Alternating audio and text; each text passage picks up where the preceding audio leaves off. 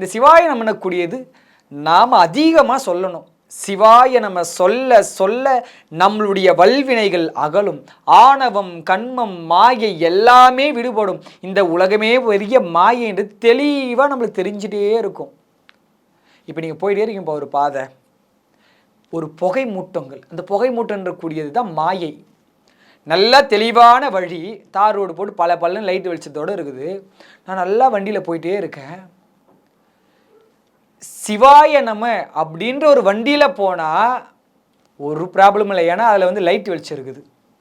எவ்வளோதான் நீங்கள் புகையை அடித்தாலுமே அந்த வெளிச்சம், இந்த லைட், இந்த வண்டியில் இருக்கிற வெளிச்சம் என்ன பண்ணும், அந்த புகையை விட இது அதிகமான வெளிச்சத்தை காட்டி ஒன்று ரோட்டை காட்டி கூட்டின்னு போவோம்.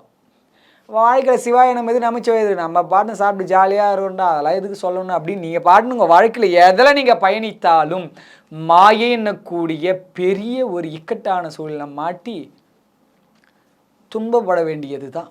நம்முடைய கர்மமனை மாயையாக மாறி நம்மளை கவுத்துட்டு போயிடும். சரியான சிவசிந்தனையே வைத்தாலுமே உங்களை டெஸ்ட் பண்ண சுவாமி மாயையானது நம்மளை கவுத்துட்டு போயிடும். ஆனால் சிவாய நம்மன்னு சொல்ல சொல்ல எந்த மாயும் நம்ம கிட்ட வராது, எதிலையும் அகப்படாமல் இருக்கலாம். ஆனால் சிவாய நம்ம சொல்கிறத நீங்கள் மறந்துட்டீங்க, ஒன்றும் பண்ண முடியாது.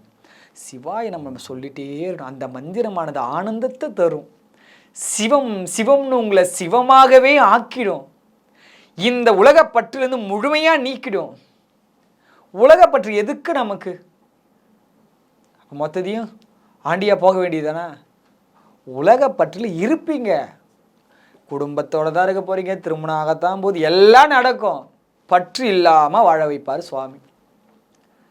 சரி, ஐயோ அப்படிலாம் சொன்னால் வேணாப்பா, நாங்கள் சிவத்துக்கு முன்னாடி பற்றோடு இருந்துக்கோங்க. சிவத்தை கும்பிட்டு பற்றோடு இருக்க யாராலையுமே முடியாது. நீங்கள் சிவ வழிபாடு வந்தாலே அதுக்கு முன்னாடி இருந்த பற்றை விட இப்போ இருக்கக்கூடிய பற்று குறைஞ்சே தீரும்.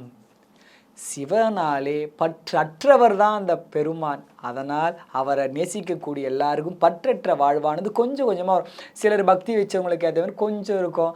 சிவத்தை அதிகமாக காதல் கொள்றவங்களுக்கு அதிகமாக பற்றற்ற நிலை இருக்கும். சிலர் முழுமையாக அதில் இருக்கிறவங்களுக்கு எது மேலேயும் பற்று இருக்காது.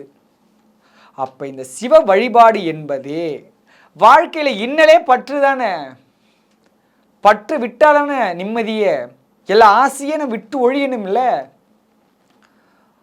ஆனந்தம் தருவது, அல்லலற்ற வாழ்க்கை தருவது, இன்பத்தை தொடர்ச்சியாக தருவது, வாழ்வையே இன்பமயமாக ஆக்குவது, எதுவுமே இல்லைனாலும் சரி